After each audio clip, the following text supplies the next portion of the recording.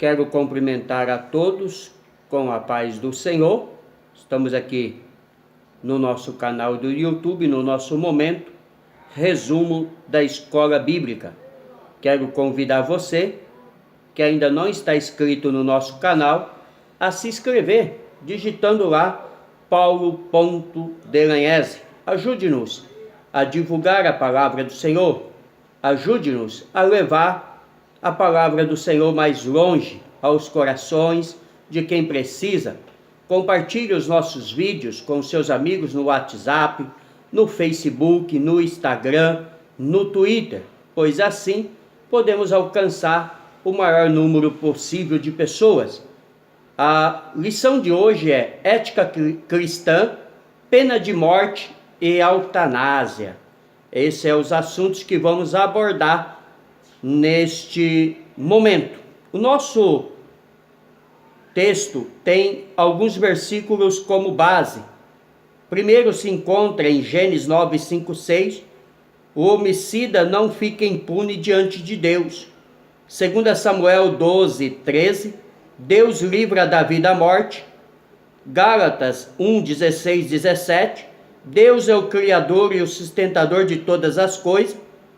Jó 2, 9 e 10. Jó rejeita a eutanásia e decide passar pelo sofrimento. 2 Pedro 1, 3. A vida humana é uma dádiva divina. E Deuteronômio 32, versículo 39. Deus está no controle da vida humana. E o nosso textual está baseado em 1 Samuel 2, 6. O Senhor é o que tira a vida e a dá, faz descer a sepultura e faz tornar subir dela. A nossa verdade prática diz que a pena de morte e a eutanásia violam a soberania divina. A vida foi dada por Deus e, portanto, pertence a Ele. A nossa leitura bíblica em classe está baseada no livro de Romanos, capítulo 13, versículo 3 e 5, 1 Samuel, capítulo 2, versículos 6 e 7, e João, capítulo 8, versículo 3, 5, 7, 10 e 11. Diz-nos assim a palavra de Deus: porque os magistrados não são terror para as boas obras, mas para as más. Queres tu, pois, não temer a autoridade?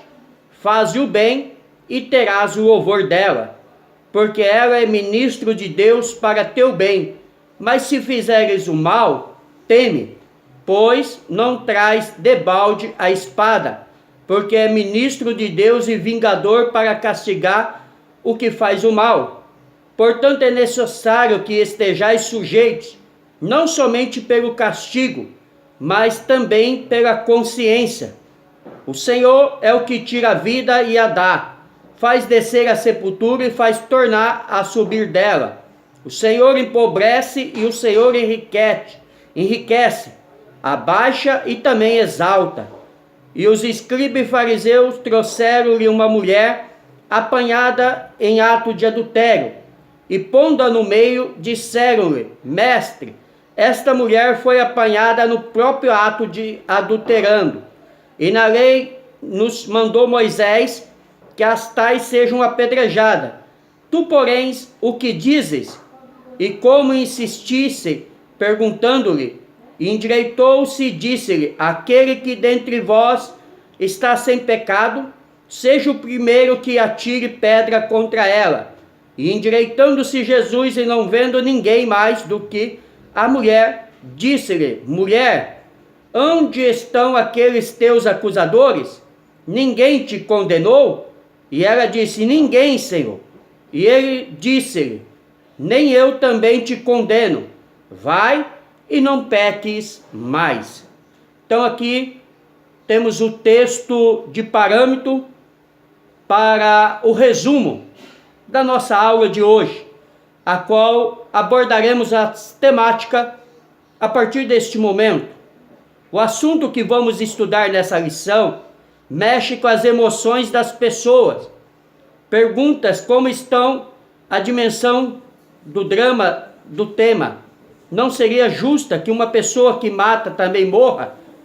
Como não pensar em pôr fim ao sofrimento intenso da pessoa que amamos?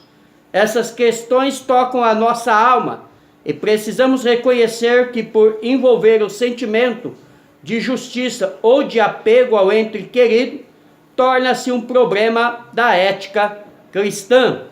A introdução da nossa aula nos diz que a vida humana é o ponto de partida para os demais direitos da pessoa. Se o direito à vida não estiver assegurado, torna-se impossível a existência dos outros valores. No entanto, em contradições a este pressupostos, tema relacionados à punição com pena de morte e o direito à eutanásia, são frequentemente discutidos e aceitos na sociedade atual. Nesta lição, estudaremos a presença da pena capital em ambos os testamentos bíblicos, a prática da eutanásia e suas implicações éticas na vida do ser humano. Primeiro tópico, a pena de morte nas Escrituras. O Antigo Testamento prescreve a pena de morte. O Novo Testamento reconhece a existência da pena de capital, mas não normatiza o assunto, ou seja, não dá base com veredito ao assunto. Ele existia dentro do Antigo Testamento e o Novo Testamento o reconhece. Vamos ao texto do Antigo Testamento. No pacto com Noé e na lei de Moisés, a pena de morte aparece como punição retributiva, sangue por sangue e vida por vida. Gênesis 9:6, Êxodo 21 e 23. Um dos propósitos era punir com morte o culpado por assassinato premeditado. Êxodo 21, versículo 12. Então, quando o Antigo Testamento sai em favor da pena de morte, ele está, na verdade, penalizando aquela pessoa por um ato horrendo, a qual aquela pessoa pode ter cometido, como um assassinato premeditado. Ela planejou o crime. E neste ponto aqui eu quero abrir um parênteses. Eu, pastor Paulo Delagnese, também sou a favor da pena de morte. Porque vemos hoje nos telejornais, na mídia secular, pelos meios da internet, das comunicações, algumas pessoas que barbaram com crimes horrendos. Um exemplo que eu quero dar para quem é contra a pena de morte. Se um desses delinquentes entrar na sua casa, estrupar sua esposa, estrupar suas filhas e matá-las, você ainda assim o vai defender? Eu não. Neste caso específico, eu acho que ele deve ter a confissão para que ele possa se arrepender dos seus atos e aceitar Jesus, mas deve aplicar-se a pena pelo ato que ele cometeu, pois assim estaremos livrando que outras famílias sofram a mesma sensação que este pai ou esta mãe está sofrendo neste momento. Então, em casos específicos, eu sou a favor. Mas talvez alguém pode até indagar, mas você não é um pastor? Você não é contra o aborto? Sou, como vai falar aqui na lição.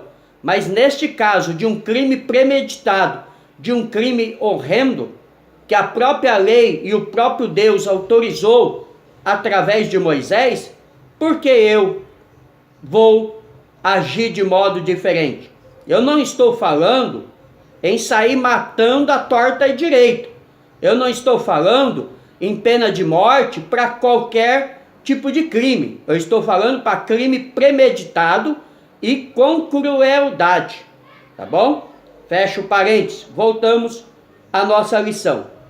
Um dos propósitos era punir com a morte o culpado por um assassinato premeditado, como vimos falando. Essa prescrição não contraria o sexto mandamento, pois o verbo hebraico hachesh, presente na expressão não matarás, em Êxodo 20, 13, Isso está dizendo em simplesmente sair matando, né? E não no caso específico que estamos abordando, que é um crime premeditado. Significa não assassinarás, né? Ou seja, não sai se assassinando qualquer um pela frente. Isto é, proíbe efetivamente o homicídio doloso ou qualificado. Então, ao indivíduo era proibido matar, e quando alguém matava, a lei exigia que o Estado fizesse justiça. Para o devido processo legal, ao menos 2 testemunhas era requerida para efetivação do processo. Deuteronômio 17:6.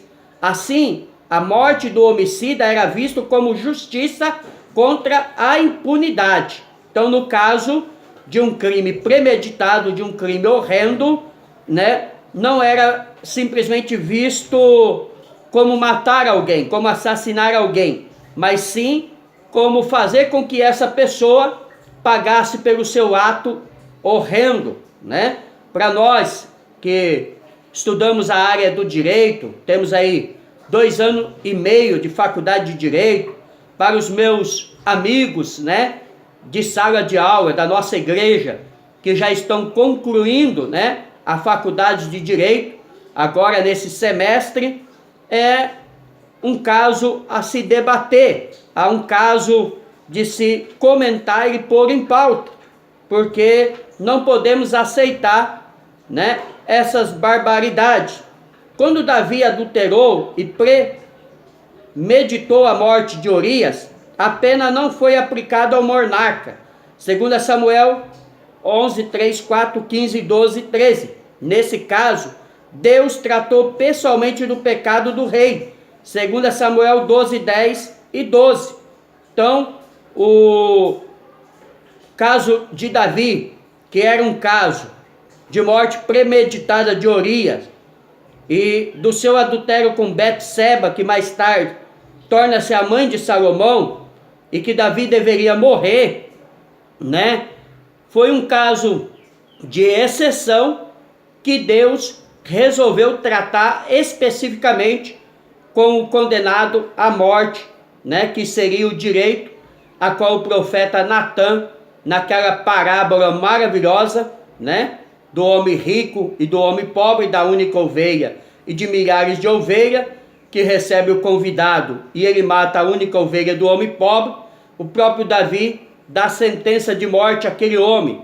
Então o profeta Natã diz que aquele homem é o próprio rei. Então Deus resolve reverter este caso. Então não somos simplesmente de uma ideia fixa de morte a todos. Sabemos que há casos específicos que o próprio Deus tratará, mas não é por isso que deixa de se fazer a justiça. Vamos ver a pena de morte no Novo Testamento. Aos Romanos, Paulo constata a legalidade de pena de morte e a legitimidade do Estado em usar a espada como punição ao transgressor. Romanos 13, 4. O texto áureo em pauta que nós lemos dentro da leitura bíblica diz que não devemos temer os magistrados, ou seja, não devemos temer a lei do nosso país, desde que nós façamos o bem, porque a lei, ela é justiça de Deus para punir o pecador, para punir o transgressor. Então, só teme a lei, só teme a polícia, só teme os juízes quem é transgressor, quem é corrupto, quem é bandido. Porque quem é honesto, quem pratica a justiça, ele não tem medo da polícia, ele não tem medo do juiz, ele não tem medo dos magistrados, porque ele sabe que a lei é para colocar a ordem na sociedade. No entanto, o apóstolo não normatiza a aplicação da pena, mas não ordena e nem proíbe, apenas reconhece a existência da lei como dispositivo punitivo. Evangelista João registrou o caso da mulher apanhada em ato de adultério, João 8,4. Os escribas e fariseus exigiram o parecer de Jesus sobre a aplicação da pena de morte para a adúltera, João 8,5. Entretanto, os acusadores comportaram-se de modo parcial e trouxeram somente a mulher para ser julgada, enquanto a lei exigia a presença das testemunhas e também do homem que havia adulterado com ela. Você pode conferir isso em Números 35:30, Levítico 20:10. Cristo se recusou a participar desse juízo temerário e ilegítimo, absorveu a mulher da punição e a perdoou, e a exortou a deixar o pecado. João 8:11. Então, Cristo não entrou nessa questão porque a legitimação da morte do adultério desta mulher seria injusto. Porque o homem que ela havia caído em adultério, o homem que ela havia sido pega na cama adulterando, não foi trazido à presença de Jesus. E a lei exigia que trouxesse o homem e trouxesse a mulher adúltera. Aí sim apedrejaria. E ainda assim precisaria ter duas testemunhas. Então Jesus absorveu o crime desta mulher, absorveu, tirou este pecado e disse: olha, vai e não peque mais. Eutanásia, conceito e implicações. O conceito de eutanásia, tópico 2.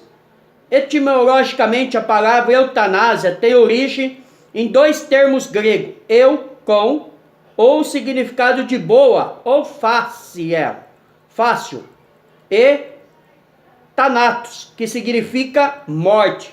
A junção desses dois termos resulta na expressão boa morte, também conhecida como morte misericordiosa.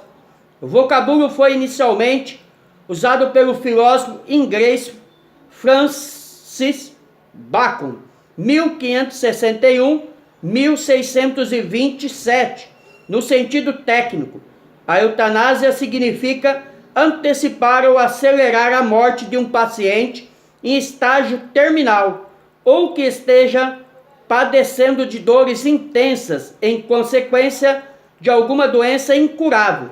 É o ato de matar o doente para não prolongar o grave quadro de seu sofrimento e de seus familiares.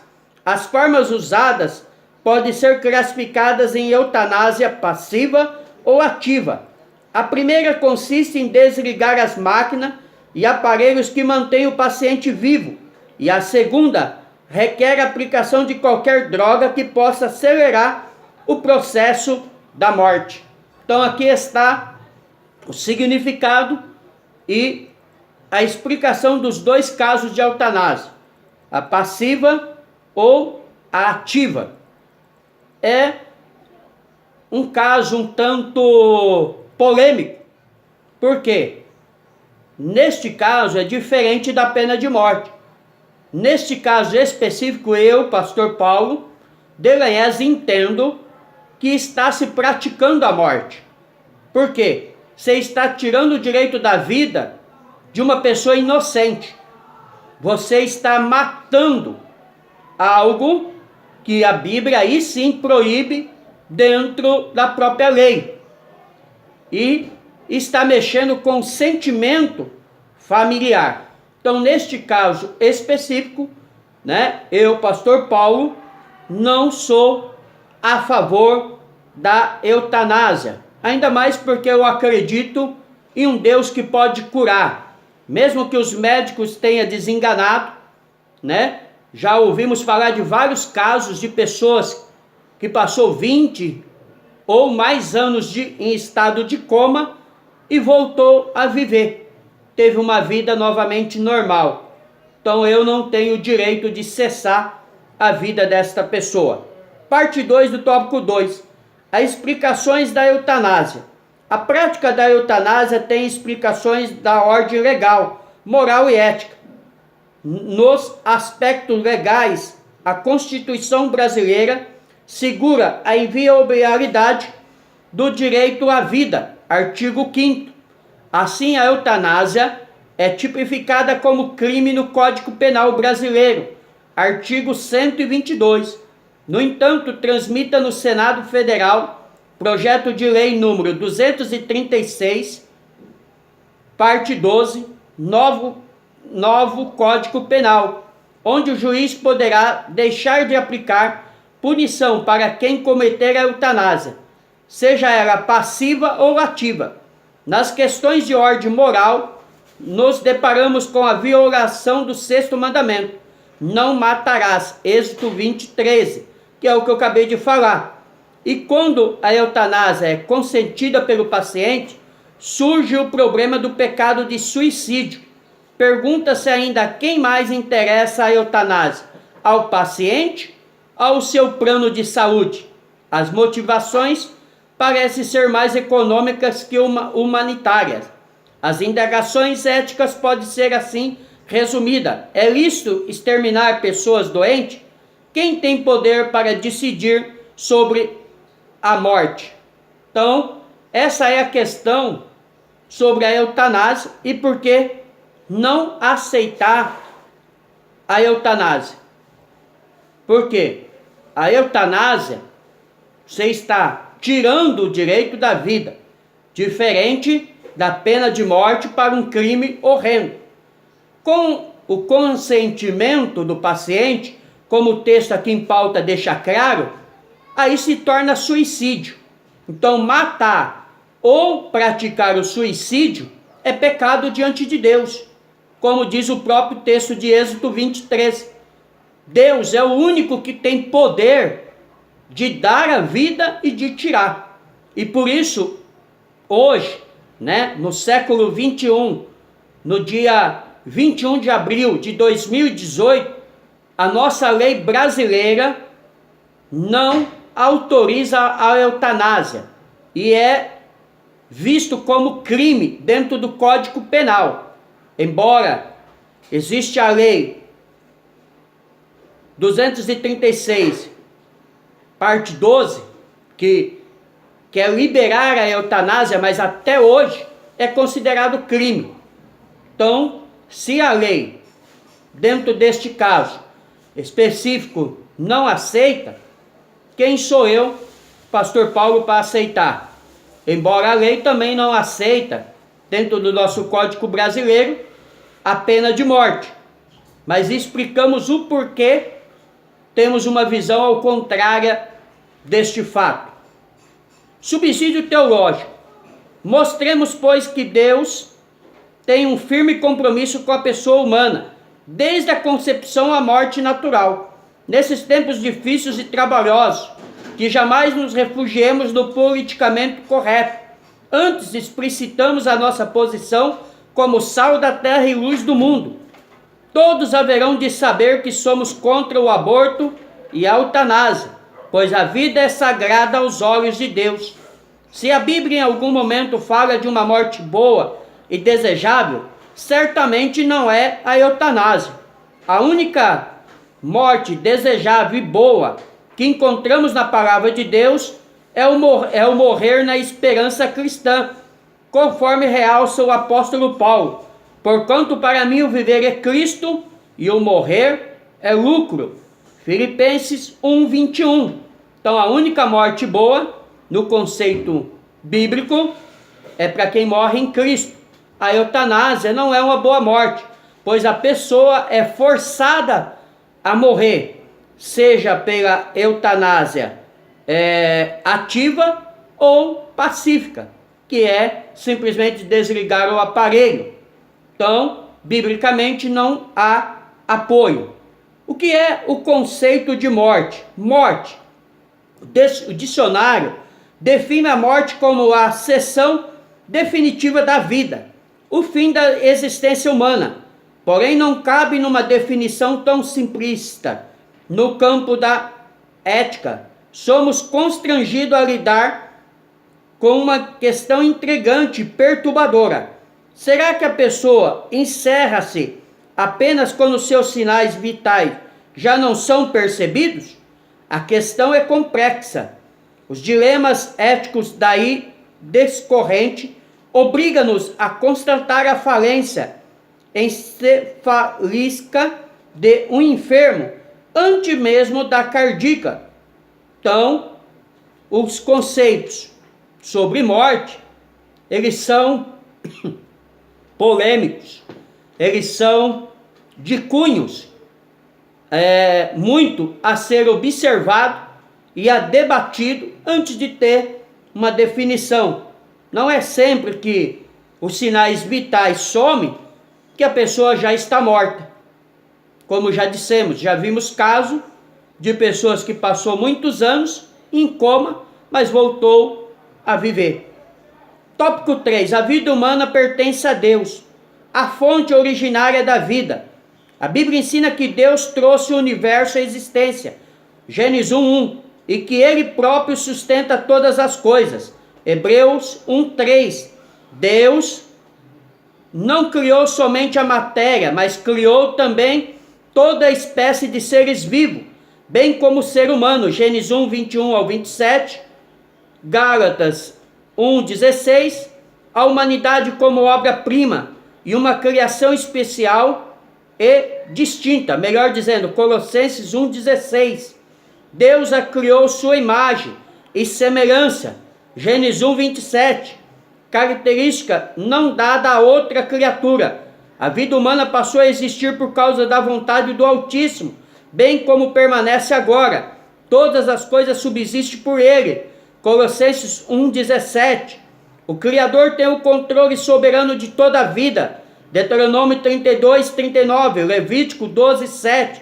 E essa tem origem nele, pois Ele mesmo é quem dá a todos a vida e a respiração e todas as coisas, Atos 17:25.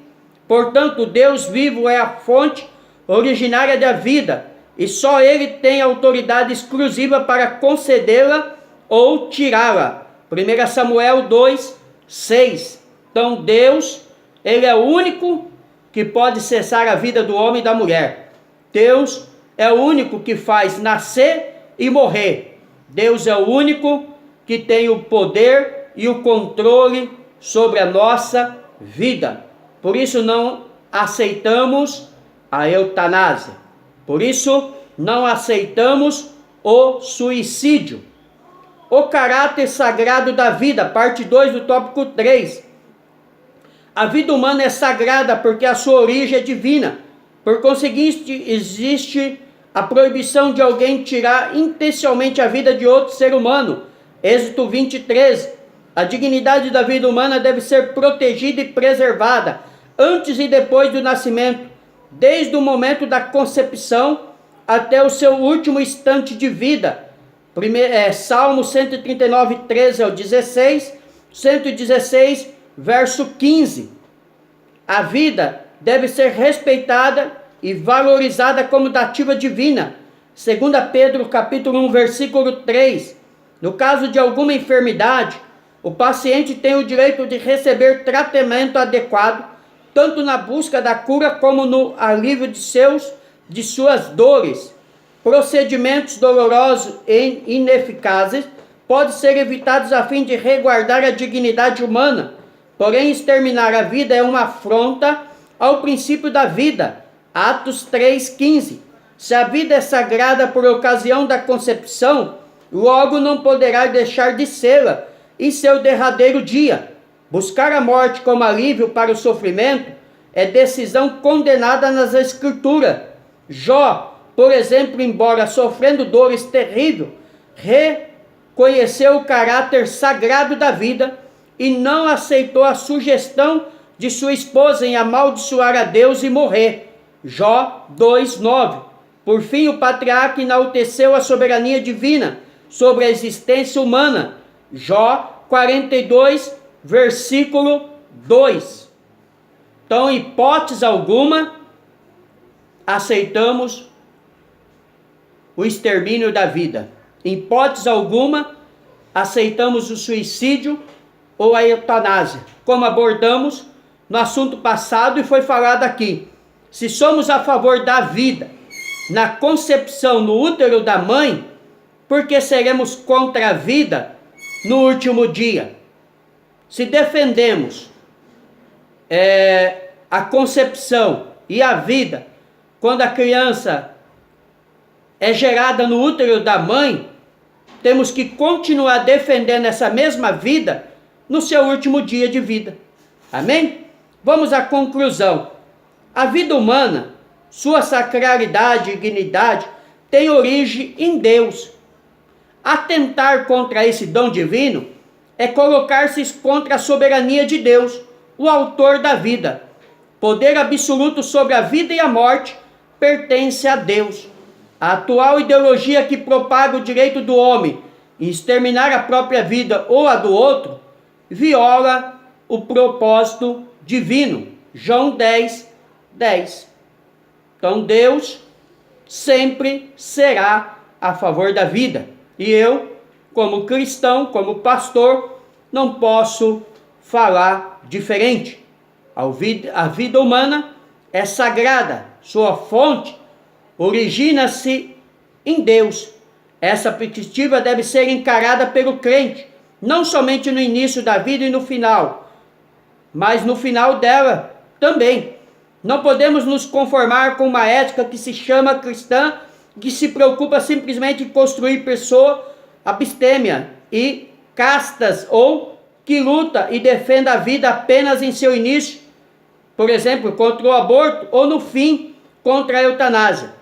Precisamos de uma ética que se preocupe com a vida em sua integralidade, durante toda a existência da pessoa. Ou seja, a vida, ela tem que ser defendida em todo o momento.